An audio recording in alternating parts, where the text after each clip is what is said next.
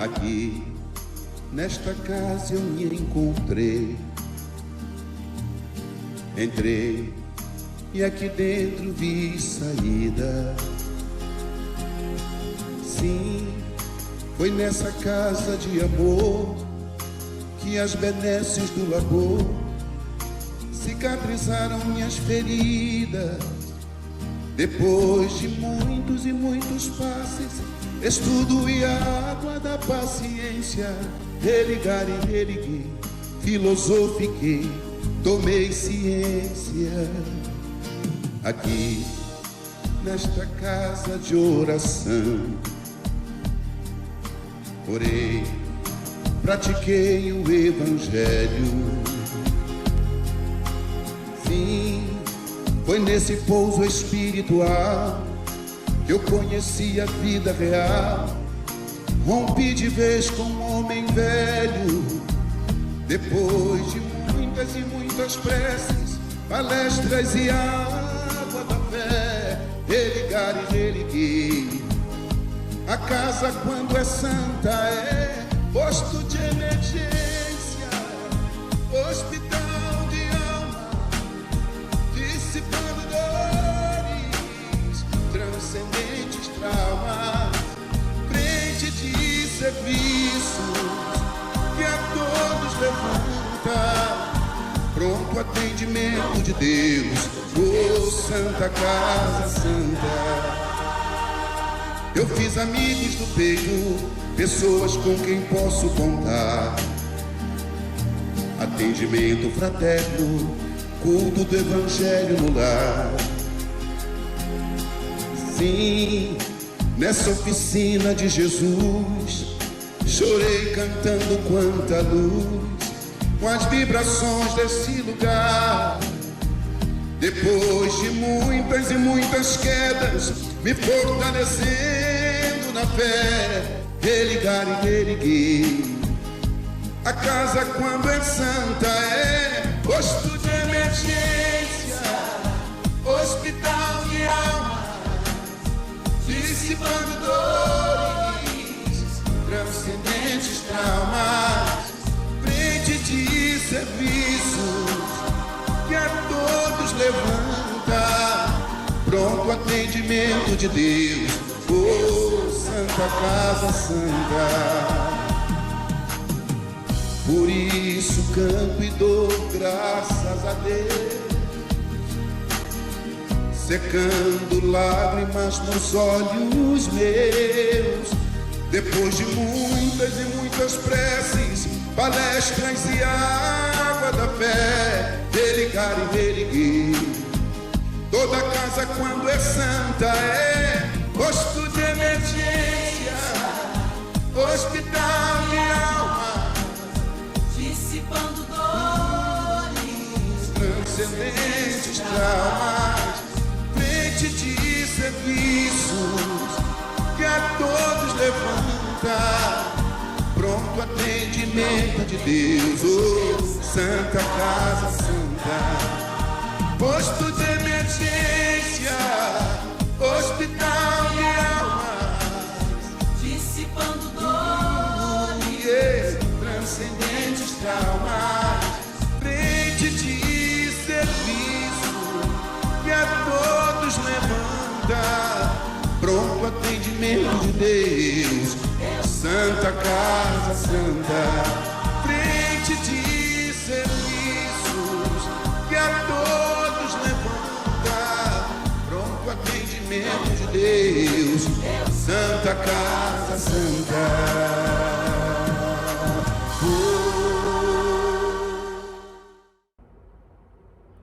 Boa noite, meus irmãos, sejam todos muito bem-vindos à Casa da Paz, para mais uma noite de estudos e reflexões. Hoje o nosso estudo será em cima dos ensinamentos de Jesus, um dos ensinamentos de Jesus, né, que se trata da fé, né? Mas antes nós vamos fazer uma leitura de harmonização do livro Fonte Viva, capítulo 39, Fé Inoperante. E no Evangelho de Tiago, capítulo 2, versículo 17, Jesus diz: Assim também a fé, se não tiver obras, é morta em si mesma. E Emmanuel vem nos explicando sobre isso. A fé inoperante é problema credor da melhor atenção em todos os tempos, a fim de que os discípulos do Evangelho compreendam com clareza que o ideal mais nobre, sem trabalho que o materialize em benefício de todos, será sempre uma soberba paisagem improdutiva. Que dizemos de um motor precioso do qual ninguém se utiliza? De uma fonte que não se movimente para fertilizar o campo? De uma luz que não se irradie? Confiaremos com segurança em determinada semente. Todavia, se não a plantamos, em que redundará nossa expectativa senão em simples inutilidade? Sustentaremos absoluta esperança nas obras que a tora da madeira nos fornecerá, mas se não nos dispomos a usar o serrote e a plaina, certo, a matéria-prima repousará indefinidamente a caminho da desintegração. A crença religiosa é o meio, o apostolado é o fim. A celeste confiança ilumina a inteligência para que a ação benéfica se estenda, improvisando por toda parte bênçãos de paz e alegria, engrandecimento e sublimação. Quem puder receber uma gota de revelação espiritual no imo do ser, demonstrando o amadurecimento, o amadurecimento preciso para a vida superior, procure de imediato o posto de serviço que lhe compete em favor do progresso comum. A fé, na essência, é aquele embrião de mostarda do ensinamento de Jesus que, em pleno crescimento para a elevação por meio do trabalho incessante, se converte no reino divino, onde a alma do crente passa a viver. Guardar, pois, o êxtase religioso no coração, sem qualquer atividade nas obras de desenvolvimento da sabedoria e do amor, consubstanciados no serviço da caridade e da educação, será conservar na terra viva do sentimento um ídolo morto, sepultado entre as flores inúteis das promessas brilhantes. Mas o ensinamento precioso de Emmanuel, né? A fé sem obras, ela é morta. Né? Então, meus irmãos, vamos iniciar a nossa prece, fechando os nossos olhos, aqueles que se sentirem confortáveis, e juntamos nesse momento os nossos pensamentos, os nossos sentimentos, elevando ao nosso Mestre Jesus. Gratidão, Senhor Jesus, por mais um momento em que estamos aqui reunidos em Seu nome, Jesus. Obrigada, Senhor, por tantas bênçãos recebidas em nossa caminhada hoje, pelo nosso lar, pelo nosso trabalho, pelos nossos amigos espirituais ou encarnados, por todos aqueles que se fizeram tropeços e pedras em nossos caminhos hoje, Senhor. Abençoa cada um deles que ajuda na nossa evolução. Sê conosco, Mestre, e que Maria Santíssima esteja em nossos lares nesse momento, nos envolvendo com suas bênçãos de luz. Que assim seja. Então, meus irmãos, como nós falamos anteriormente, o nosso estudo de hoje é baseado num dos ensinamentos de Jesus, que é a fé, né? E para começar, a gente pergunta o que é fé, né? A fé é aquela bússola que nos guia nas nossas escolhas, é o bálsamo que nos consola, é a força que nos conduz no caminho da vida, né? E no Evangelho segundo o Espiritismo, no capítulo 19, no item 3, diz o seguinte: os Espíritos nos dizem que entende-se como fé a confiança que se tem na realização de uma coisa, a certeza de atingir determinado fim. Então, também tem uma outra observação, segundo a nossa benfeitora Joana de Ângeles, que ela diz que a fé é a confiança que o espírito adquire em torno de algo. Então, todas as vezes que nós tentamos, que nós desejamos alcançar um objetivo, que iniciamos o caminho para tal conquista, nós estamos tendo fé em nós mesmos. Temos fé de que vamos alcançar aquilo que desejamos, né? Então vale a pena lembrar que o que decidimos alcançar, em qualquer objetivo que nós nos liguemos, nós colocamos assim a nossa vontade em ação, ou seja, a nossa fé é a ação, né? E a gente acaba se perguntando, hora ou outra, como obter fé? Como é que eu consigo ter fé? Todos nós nascemos com a semente da fé. A semente da fé está dentro de nós como a centelha divina, né? Basta que cuidemos dessa semente para que ela brote, para que ela floresça, para que ela frutifique em nossos corações. Uma pessoa que não cultiva fé é uma pessoa que tem seu coração como se fosse um tronco morto, que não produz nada, que não oferece nada à natureza, porque tudo acaba por ser dominado por ervas daninhas da má vontade, né, da indisciplina, do desânimo, do azedume, né, o que leva a quedas morais, né, dificultando dessa forma as nossas provas que nós temos que passar, né? E ao contrário do que se pensa, a fé não é privilégio de alguns não, gente. Fé é vigilância individual, é todo dia você tá ali cultivando aquela sementinha, né? E Emmanuel nos diz, no livro Pão Nosso, capítulo 9, que os homens de fé não são aqueles apenas palavrosos e entusiastas, mas os que são portadores igualmente da atenção e da boa vontade perante as lições de Jesus, examinando-lhes o conteúdo espiritual para o trabalho de aplicação no esforço diário. Ou seja, ele vem ratificar o que nós estávamos falando, que é justamente que a nossa fé, ela precisa ser cultivada todos os dias através do nosso esforço, né?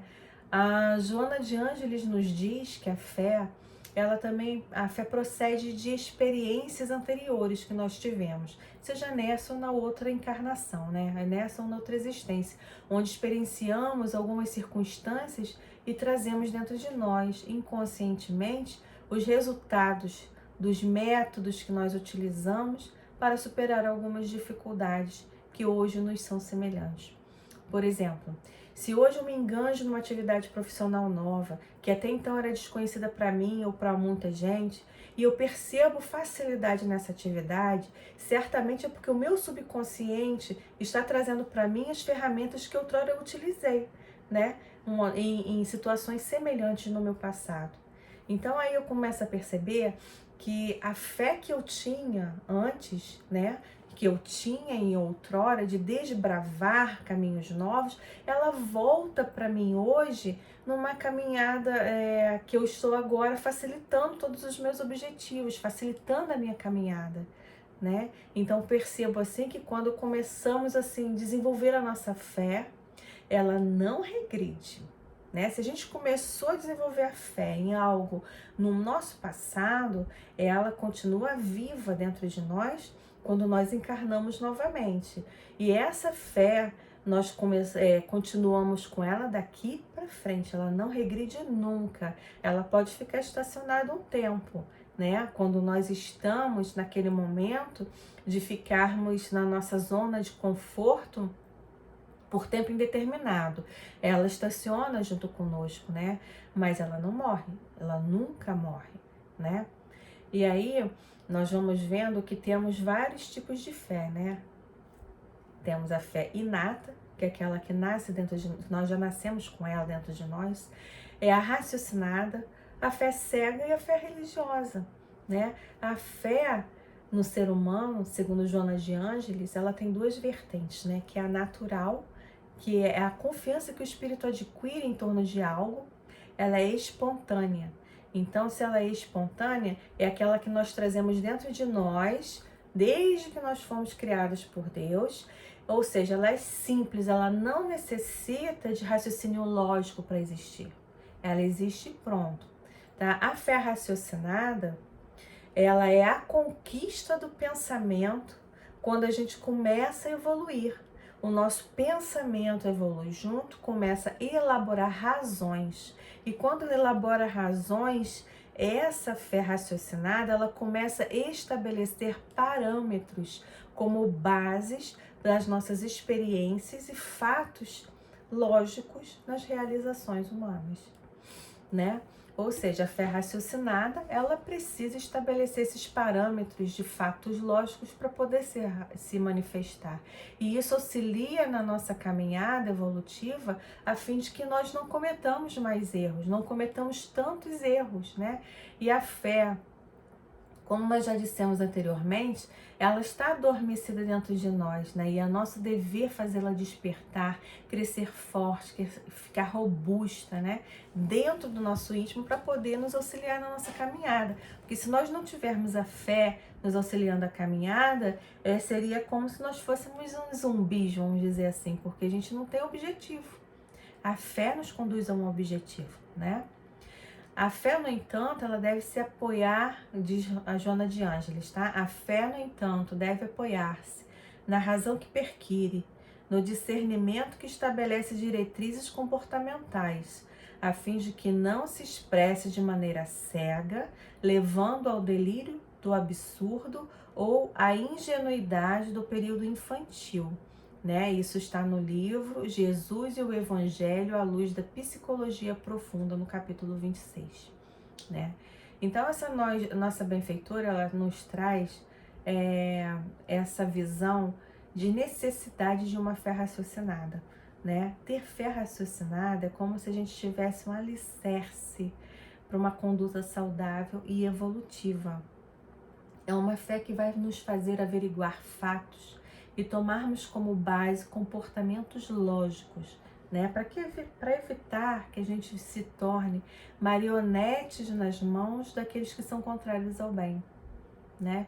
Então, por isso, existe um limite entre a fé e a ação, né? O homem de fé, ele não se envolve em projetos aonde ele não vai conseguir um objetivo saudável, né? Onde ele não tem uma razão, onde ele vai ter uma falência moral. Então vale a pena lembrar que por conta de uma fé cega, né? Porque até então nós viemos falando de uma fé raciocinada e a fé inata dentro de nós. Nós temos aquela fé inata e é uma fé que não precisa de raciocínio lógico para existir. Se nós queremos comer uma fruta que está na nossa geladeira, nós levantamos, vamos lá, pegamos e comemos e pronto. Não precisa de raciocínio lógico para isso. Não muito. Né? Agora, a fé raciocinada, não. Ela é uma fé perquerente, ou seja, é uma fé que interroga, que você vai perguntar o porquê, que você vai levantar, se você precisa mesmo, se você, o que aquilo vai te causar se você fizer, se você deixar de ir, se você for sozinho ou for com alguém, você começa a criar parâmetros para poder desenvolver uma determinada lógica. Essa é a fé raciocinada, né? Então, vale lembrar que a fé cega, ela já causou muitos danos à sociedade, né? Atrasou nossa caminhada em milênios, né? Visto que a gente fala agora das cruzadas, da Santa Inquisição. Ora, isso é uma fé totalmente cega. Que pai, Deus, que é todo amor, vai querer que os filhos lutem entre si? Vai querer que haja torturas em seu nome? Nunca, né? Isso é uma fé cega apoiada em objetivos escusos, né? No Evangelho segundo o Espiritismo, no capítulo 19, os nossos irmãos espirituais nos dizem o seguinte, que a fé sincera e verdadeira é sempre calma, faculta paciência, que sabe esperar, porque tendo seu ponto de apoio na inteligência e na compreensão das coisas, tem a certeza de chegar ao objetivo visado. A fé vacilante sente a sua própria fraqueza. Quando a estimula o interesse, torna-se furibunda e julga suprir com violência a força que lhe falece. Então, para que isso não se repita, esse passado delituoso, né? Muito se tem falado em fé raciocinada. E os irmãos vêm colocando aqui para nós que essa fé verdadeira e calma, ela é raciocinada, porque a fé verdadeira e calma, ela sabe esperar. Ela sabe esperar o momento certo de fazer, de ir, de comprar, de não comprar, de seguir, de voltar.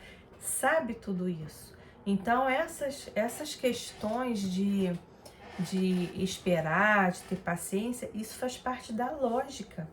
Então, essa lógica se trata da nossa fé raciocinada.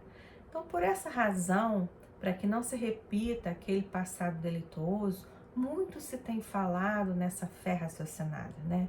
Ou seja, crer em algo que seja baseado em situações reflexionadas em nosso íntimo. Porque todos nós temos essa capacidade de entender o que é bom e o que vem ou não de Deus. Nós temos essa capacidade, então usemos, né? A fé amadurece através da conduta que propõe. Isso é Joana de Ângeles falando. Coroando-se de segurança pelos resultados colhidos nos empreendimentos iniciados. O que ela quer dizer com isso? Que a conduta da fé raciocinada evita que a gente tombe no fanatismo e na falta de bom senso, né? A fé que Jesus nos ensinou, ela sempre foi calma e sempre teve clareza e objetividade. A fé que consola, ela independe de religião, né? É importante observar que Jesus, após as curas, sempre se reportava à fé daqueles que o procuravam para obter esses benefícios. Ele sempre dizia: vá, a tua fé te curou, colocando assim a responsabilidade da cura nas nossas mãos, né? O enfermo, que ele é descrente da ação, isso foi Emmanuel falando para nós, o enfermo descrente da ação de todos os remédios é o primeiro a trabalhar contra a própria segurança. O homem que se mostra desalentado em todas as coisas não deverá aguardar cooperação útil de coisa alguma. Ou seja, sem a nossa contribuição de vontade ativa, né, mesmo que a gente tenha ajuda espiritual, a gente não vai conseguir realizar nada, porque nada é possível para nós sem o nosso próprio concurso, sem a nossa própria vontade, sem nossa própria ação, né? Então, todas as vezes que nós oramos, que nós temos a nossa fé, que a gente coloca ela em ação, a gente tem aquele acalento, a gente recebe da espiritualidade aquilo que a gente precisa para a nossa caminhada, né? Nós não somos desamparados em momento algum, mas a partir do momento em que a gente fica esperando que as coisas caiam do céu para nós, isso não vai acontecer. O que a gente precisa é colocar a nossa fé em ação, a nossa vontade em ação. A nossa fé é a própria ação que nós temos, né? Então nós tivemos os exemplos da fé inata, da fé raciocinada, da fé cega, que foi referente às cruzadas, à Santa Inquisição, né? E a fé religiosa, né? A fé religiosa, na verdade, é aquela que muitos de nós pensam que depende da nossa religião para que a gente tenha fé. Quando, na verdade, a gente não precisa da religião para que a gente tenha fé, né? A gente precisa realmente ter a nossa ação. A gente precisa ter a nossa vontade de fazer as coisas. Nós precisamos ter religiosidade, porque uma fé cega levou a muitas mortes, a muitas coisas ruins na humanidade, né? Então, que a gente tenha sempre a nossa fé raciocinada, né? No Evangelho, nós temos vários exemplos de fé, que, aliás, Jesus era um grande incentivador da nossa fé, né? Através das palavras que nós tanto escutamos. Vai, a tua fé te salvou. Que queres que eu te faça, né? Várias histórias contadas pelos evangelistas mostram que Jesus falava sempre essas coisas para nós, né?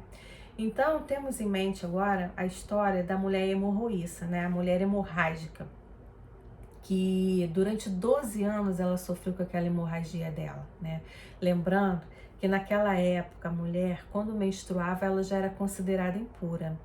Nos coloquemos então no lugar dessa mulher que sofreu com hemorragia por 12 anos, né? O quanto que ela não estava sofrendo, o quanto que ela não estava sentindo os incômodos, não só das dores físicas, mas das dores morais, porque ela não conseguia ficar próxima de quem ela queria ficar, ela provocava um incômodo social, né? Pensa na situação em que essa irmã ficou, né? Com essas dores, além de gastar, né, todo o seu dinheiro, todos os seus recursos com médicos na época para descobrir a cura daquilo, mas não teve nenhum sucesso. Entretanto, quando ela ouviu falar de Jesus, ela aproveitou o momento. Ela aproveitou a multidão que o cercava e tocou nas suas vestes na certeza absoluta de que ela ficaria curada, né? Então, isso foi tão forte para ela que quando ela tocou as vestes de Jesus, Jesus sentiu que dele se desprendeu uma força. E aí ele perguntou: quem me tocou? Para agora, na nossa mente mental, coloca agora a situação. Pensa no Pedro, falando assim: Jesus, quem te tocou, Jesus? Nós estamos no meio da multidão, todo mundo está te tocando. E aí Jesus coloca para ele: não, alguém me tocou e saiu de mim uma virtude, saiu dele uma força magnética, né? Porque a mulher havia tocado nele. Pensa na situação daquela mulher. Quando Jesus para e pergunta: quem me tocou? A multidão toda fica assim: eu não toquei em Jesus. E aí, naquela época em que a mulher ainda era um objeto, né? Eu percebo na minha tela mental ela chegando, meio de cabeça baixa, falando: Jesus, Senhor, fui eu que toquei as suas vestes. E aí, Senhor Jesus olhou para ela e respondeu: filha, a tua fé te curou, estás livre desse teu mal, vai em paz, né? Mas o que é interessante nessa história é que essa mulher, ela já vinha se preparando internamente para essa cura. Ela já vinha se preparando através da sua resignação, sem inação, né? Ela era resignada, mas ela não era estacionada, né? Ela não ficou parada esperando que as coisas acontecessem. Ela foi em busca da própria cura dela, ou seja, ela colocou a sua vontade em ação, ela utilizou da sua fé. Ela tinha tanta fé que ela ia ficar curada, que ela falou: vou tocar nas vestes dele que eu vou ficar curada. E ficou curada com isso. Então, quando ela viu aquela oportunidade, ela não titubeou, ela foi lá ao encontro da sua cura. Ela olhou o objetivo, traçou a meta e foi, né? Ela não ficou ali parada, inerte, esperando, se lamentando, não. Ela já vinha se preparando interiormente para receber aquela cura, né? E a fé não se trata apenas ali da cura física dela, né? Se trata da remoção das barreiras da vida dessa mulher, né? A fé se trata dessa remoção de barreiras da nossa vida, né? De todos nós, as barreiras que estão no nosso caminho. A fé não é só para curar o nosso corpo, é para nos curar internamente. Então, quando essa irmã recebeu essa bênção da cura por Jesus, você não imagina o quanto ela ficou feliz com aquilo, quanto benefício ela obteve por ter colocado em prática a sua vontade, a sua ação, a sua fé, né? Ela pôde abraçar as pessoas que ela amava, ela pôde conviver socialmente novamente, ela pôde ter muito mais gratidão a Deus do que ela já tinha, porque ela era resignada. Ela sabia que ela estava passando por um problema, mas ela tinha a certeza dentro de si que aquele problema seria passageiro. Então, quando Jesus disse que se nós tivéssemos a fé do tamanho de um grãozinho de mostarda, nós moveríamos montanhas, ele estava querendo nos dizer que nós poderíamos, com a nossa fé, retirar do nosso caminho todas as dificuldades, todo o medo, toda insegurança, todos os vícios. Tudo isso a gente retira do nosso caminho com a fé, que é a nossa vontade em ação. Se a gente ficar parado esperando, nada vai acontecer, né? Então, os irmãos espirituais, novamente no Evangelho segundo o Espiritismo, no capítulo 19, em item 12, eles dizem que fé é o sentimento inato no homem de sua destinação futura. Ou seja, a gente já nasce com aquilo, né? A nossa centelha divina nos mostrando, é como se fosse uma bússola nos guiando para o caminho que a gente tem que seguir, né? E eles continuam dizendo, é a consciência que tem das faculdades imensas cujo germe foi depositado nele, primeiro em estado latente, e que deve se fazer eclodir e crescer por sua vontade ativa. Ou seja, mais uma vez nós vemos que a nossa vontade está diretamente ligada à nossa fé, né? O que nós devemos fazer é cultivar essa fé dentro do nosso coração, fazer com que ela cresça, né? Fazer com que ela seja regada diariamente com a nossa resignação, com a nossa coragem, para que sempre que precisemos dela, essa sementinha já tenha se tornado uma árvore de raízes profundas, né? E quando chegar a ser uma árvore de raízes profundas, nós podemos falar que essa fé que nós temos, ela é inabalável. Entretanto, nós só vamos conseguir essa fé inabalável à medida em que a gente for evoluindo. No estado evolutivo que nós nos encontramos no momento, a nossa fé, ela ainda é vacilante, né? A gente ainda vacila bastante algumas vezes na nossa fé, né? Mas não existe uma só criatura que não seja capaz de fazer com que essa semente brote, né? Porque nós estamos destinados a isso, essa questão de tempo, né? Cada um tem o seu tempo, cada um vai fazer as suas escolhas e os seus caminhos se tornarão mais longos e difíceis ou mais curtos e objetivos, né? Adilson Ferreira, no livro Caminhando com Jesus na Galileia, ele tem uma frase muito interessante que diz que a fé, a vontade e a busca incessante pela verdade permite que as forças da natureza venham em nosso socorro, alterando as nossas condições espirituais e físicas. Ou seja, a nossa fé pode eliminar aquela montanha, mover montanhas, como Jesus estava falando, de dificuldades, né? Que a fé aliada à nossa vontade. Ou seja, quando a gente tem fé, que a gente precisa curar o nosso corpo físico, precisa curar a nós como espíritos imortais, as forças da natureza vêm ao nosso encontro. Quando nós pedimos com fé, quando nós pedimos com a certeza absoluta de que nós podemos ficar bons, ficarmos curados, seja lá do que for, principalmente curados interiormente, nós conseguimos obter muitas das vezes. Às vezes, meus irmãos, as dificuldades físicas, as dores, as doenças, elas surgem na nossa caminhada porque elas são necessárias para o nosso desenvolvimento.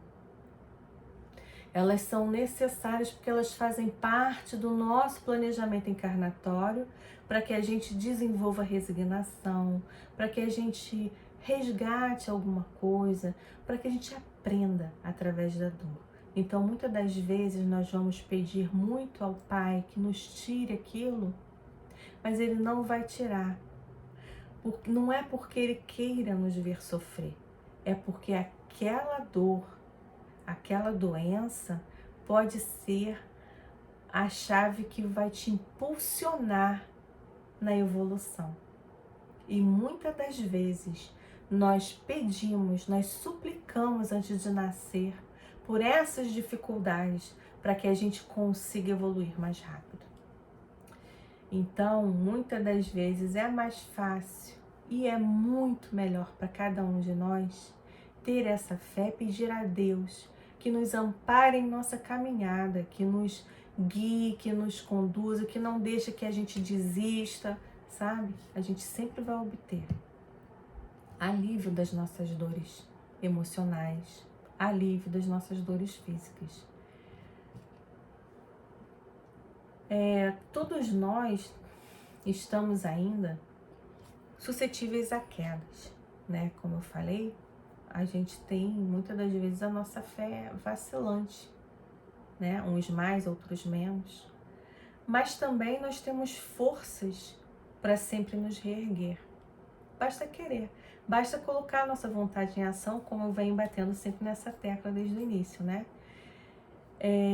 Basta que a gente consiga entender que precisamos sair da nossa zona de conforto para que a gente recomece a nossa batalha e sabendo que Jesus está ao nosso lado. Jesus nos acompanha através dos seus prepostos, que são os nossos mentores espirituais, guias espirituais, anjos da guarda, seja lá o nome que a gente der para eles. Jesus nos acompanha. A fé, meus irmãos, ela não pode ser transferida para outrem. Eu tenho a minha fé, você tem a sua, o companheiro tem a dele. Nós não podemos transferir um pouco da minha fé ou da nossa fé para quem quer que seja. Mas nós podemos utilizar a nossa fé para inspirar, né? Para dar exemplo através da nossa determinação. E esse exemplo, através da nossa fé, da nossa determinação, arrasta muito mais do que falar. Muitas pessoas sabem, têm o verbo fácil, falam bem, mas não conseguem convencer. Nós só conseguimos convencer aos outros através do nosso próprio exemplo.